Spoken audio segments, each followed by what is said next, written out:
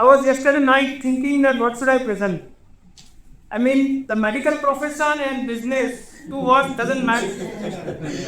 So, but this invitation also gave me a chance to review my life, and I tried to analyze sitting yesterday night that what can I present and what can be useful to, others, if at all it is useful. So I'll present my small journey. Saloniji yesterday used the word entrepreneurship. To be very honest, I would confess that I never thought about an entrepreneurship. Whatever has happened by its own. I just kept doing what came in the way, and I kept following certain principles, and it worked for me. So I started journey. And I have made some presentations, so I can give you some perspectives.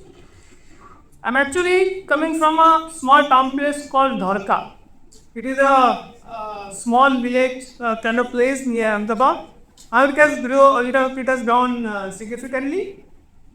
And I was son of a carpenter. So of the schooling and my stay in Dharka, I have been carpenter work. And if given a chance, I can do that today also. Superb, superb. So I've studied my primary schooling I had done from government schools. A small village place, there are 2-3 government schools. If I remember correctly, the school fee was around 25-50 paisa per month. There were no benches, but I must say that teachers are very affectionate. And I was topper throughout, but it was like Uchai Gamma, Kerando brother. So there was no competition. So I was, despite being a mediocre, I did well during first 7 standards.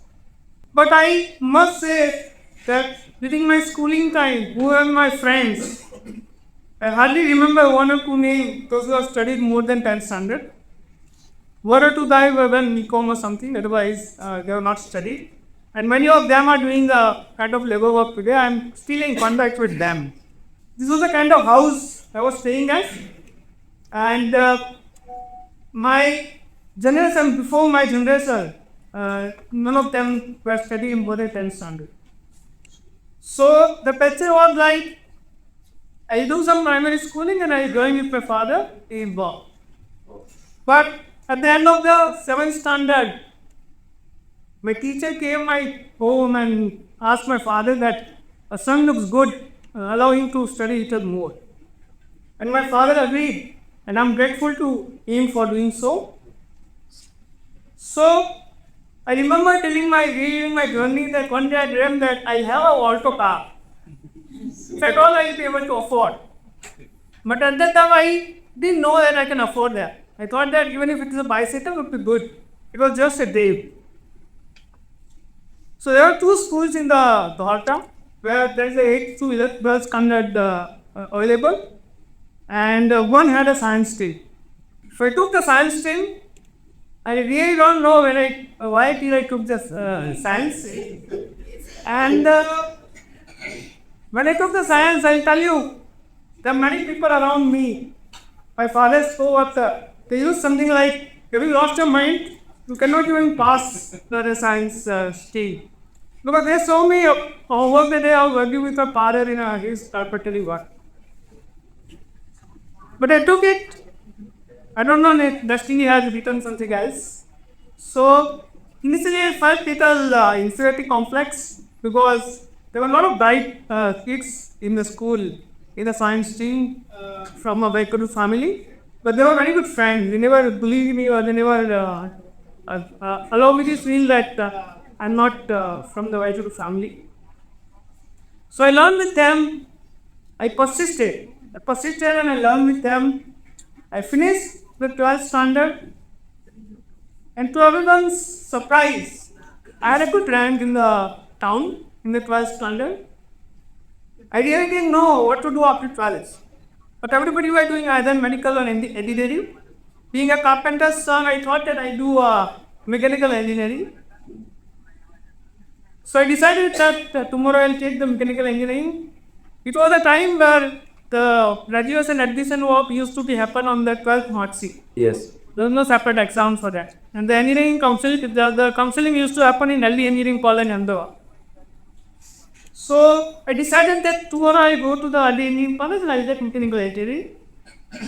Night before the admission, my biology teacher came to my home and he said that with this mark sheet, you can get into the MBBS. And my father was like, oh, carpenter's son can become an MBBS doctor. We'll take the MBBS. Yeah. I also didn't know what I'm up to and where I'm going into. But I took the MBBS next morning, and that is how I became a doctor by accident.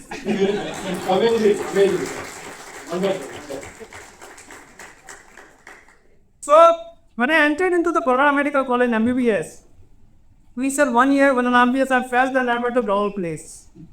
There were bright students from Baroda, Alambi, Navratna. Amazing. They are very character. CBSE student, ES medium students. It was that tough time for me to cope up.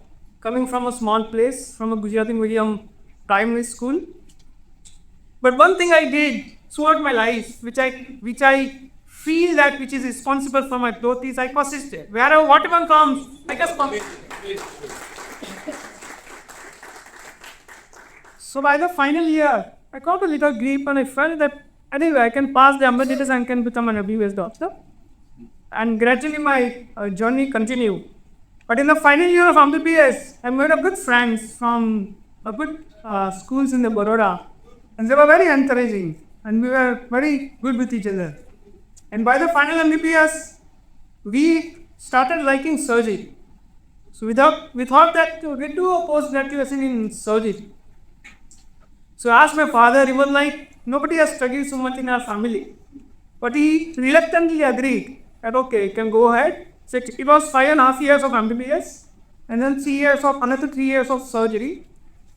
So based on the MBBS mark sheet, you can get into the different post-graduation, and I took general surgery. When I entered into the general surgery, first time I felt that I'm probably at the correct base. And somehow surgery was fitting well into my head. And now I retrospectively feel that whatever carpentry work my father taught me, it is also playing his role in my head. Experience which I had in my surgery is probably because of that. So nothing goes in a way. Whatever you learn, whatever skill you learn, some or other way it helps. I stood second in MS University when I passed the MS. So during those 8-10 years in Vadodara, I like the city Vadodara. At that time, Vadodara was quite small. Even Gotri, there was a jungle. I came to know that there is no GI surgeon in the city. There is no qualified GI surgeon or gastro surgeon in the city.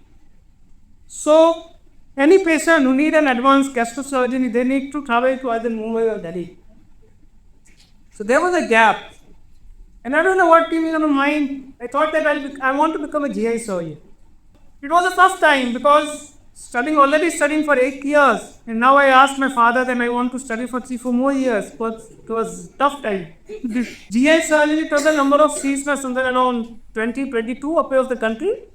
Majority of seats were in the North India. So sitting in the Gujarat, I cannot crack the entrance exam. That was the first time we had to give a national level entrance exam to enter into the gastro surgery. So I realized that I need to travel to Delhi. I need to stay there, need to live with my friends, and then and only then I can crack the exam. And at that time, there was no common entrance. Each institute has 2 or 3 seats, and each institute has separate exam. Okay? So if you are first or second, you get into it. If you are third or fourth, you are nowhere.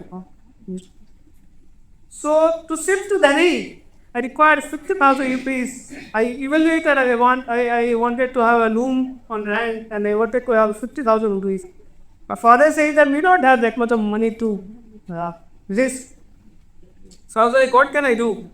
I was sitting in the Corona Medical surgery department discussing with one of my seniors that this is a problem. Next day, I came with a cover of 50,000 rupees. And he said that you go Delhi. become a GI surgeon, and then I'm only done Italy with this money. So by the time I was married, my wife is there. She supported me like anything. So we sit there. I was reading for 1 year. I was preparing for exam. It was a tough competition. For 1 year, I gave 4-5 exams. I was on the waiting, but I could not get selected. So at the end of the 1 year, there was a tremendous pressure from the family. So I thought that, so my father said, this is too much to come back. So I was about to quit. One of the friend who was reading with me, he made a very touching sentence to me. He said that when you are at the peak of your frustration, you are very close to success.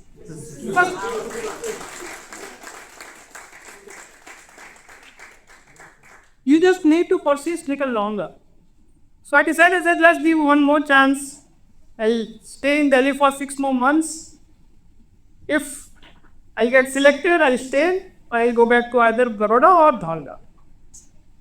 And next exam, I got selected for GH surgery. One of the premier institute in the country. It's Parganam Hospital, Delhi. And I tell you, this 3.5-4 years of my experience in this institute with a mentor, I've done my GI surgery under Dr. Nandi. He's a guy who brought GI surgery in the country. There was no GI surgery before. He was head of the department AIMS. And he brought the liver transplant in the country. But apart from GI surgery, I learned life from him. Some of the principles he taught me, I think that was the only reason I'm here. He taught me how to be really honest, not to just speak honest, but to be really honest, to maintain integrity. He taught me the meaning of institution. Institution is not just a building, it's a thought process. A person can itself become an institution like him without building. And he always focused on greater good rather than being a small vision or selfish. So I always say something for him, that God walks sometimes on the earth, and I had an opportunity to very thank.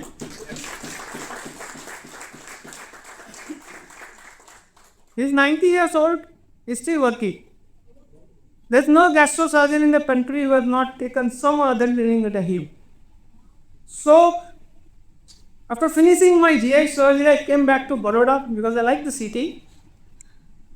And when I came to the practice, life actually started taking real exams. Because that was an education, this is a real life.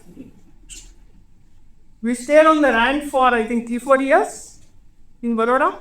We started practice 3-4 years. After that, I dared to buy a small space and started my small hospital. God has been very graceful to me. Last year, so after 4-5 years of practicing in smaller hospital, last year we started a comprehensive GI and in the GI care center in the city, which is first of its own kind. And there is no gastrosurgery in the country, in the world, anywhere. This cannot be done here. And you have been doing that for last 12 years. But and when we were not doing our liver transplant, we collaborated with some of the teams and we started liver transplant recently in Balaran Hospital. We did 2 successful transplants in Baroda. So, nothing remained in gastrosurgery which cannot be done here.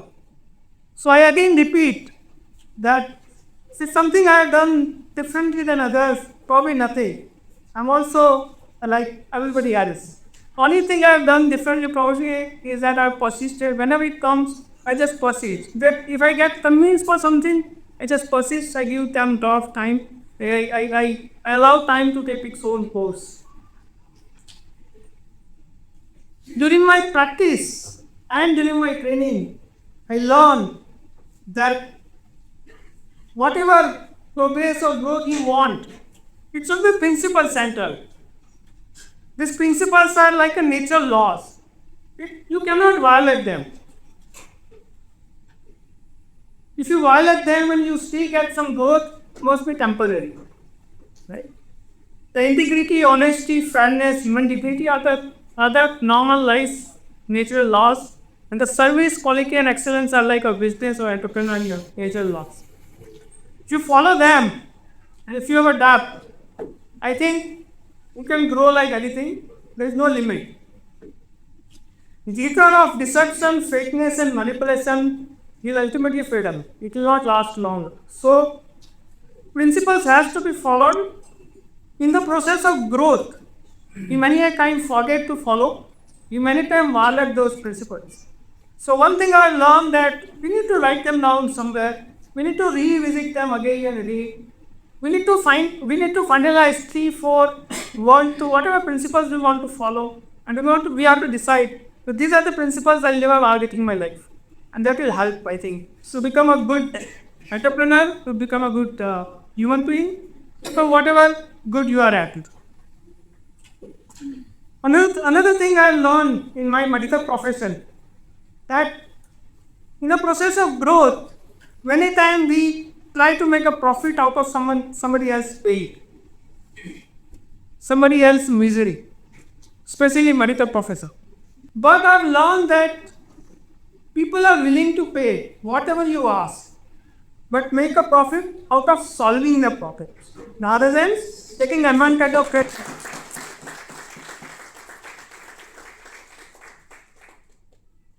Money should be a byproduct. The principle should be the first target. You follow the principles, you have a tap, money will be a byproduct. Last 10, 12 years of practice, I have earned money like anything without being focused on money. I'll tell you an interesting thing. In my 12 years of practice, previous 10 years, I never looked at my account. I never looked at the account later whether I got the money from someone else or not.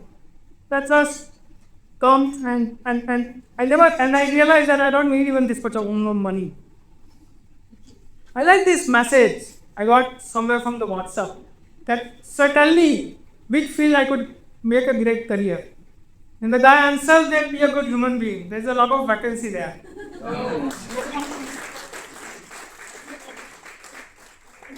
Another thing I have recently learned, which I think 2-3 US speakers also pointed out indirectly. So throughout our education and career, we have been taught about the competition, right? It has been indoctrinated within us.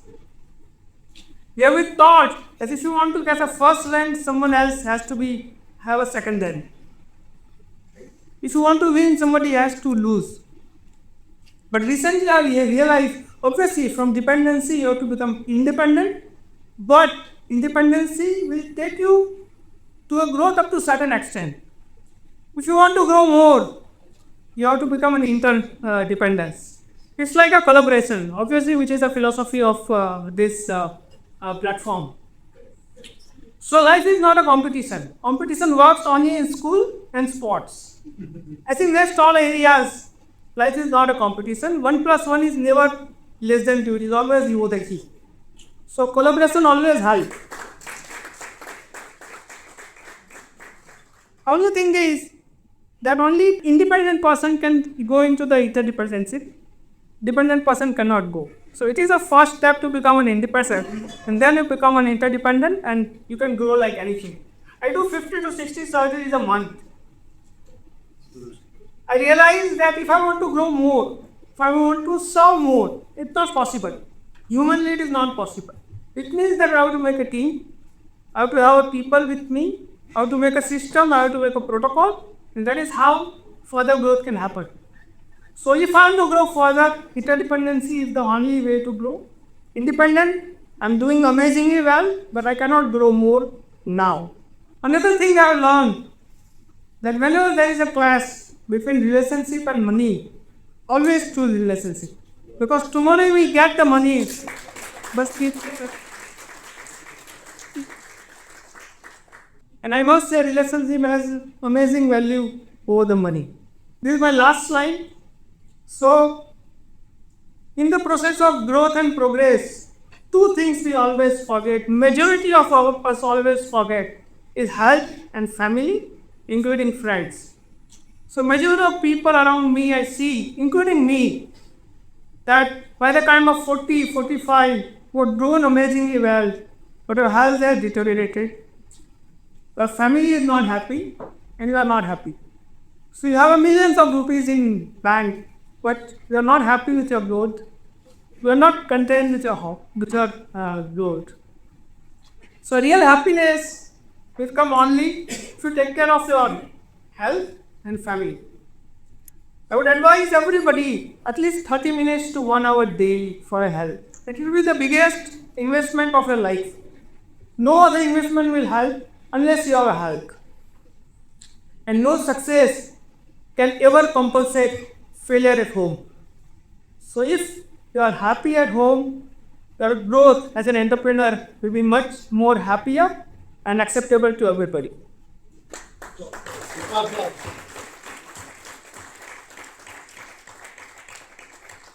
You will never be remembered for how posh a car you drive or how posh clothes you wear.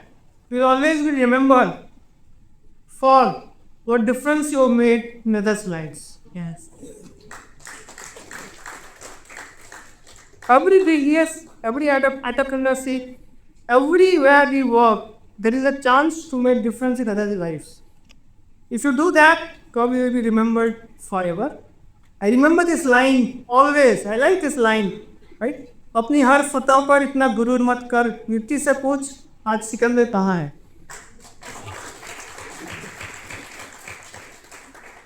Alexander the Great. Nobody knows where is his tomb. Nobody knows when he died. Nobody does what he has done. Nobody remembers that how many countries he has won. Right? He was conquering on the whole world, and he died at the age of 32 or something. So, doing something for others in the process of your journey, in the process of your entrepreneurship, I think that will make the life more fruitful and happy. Thank you very much.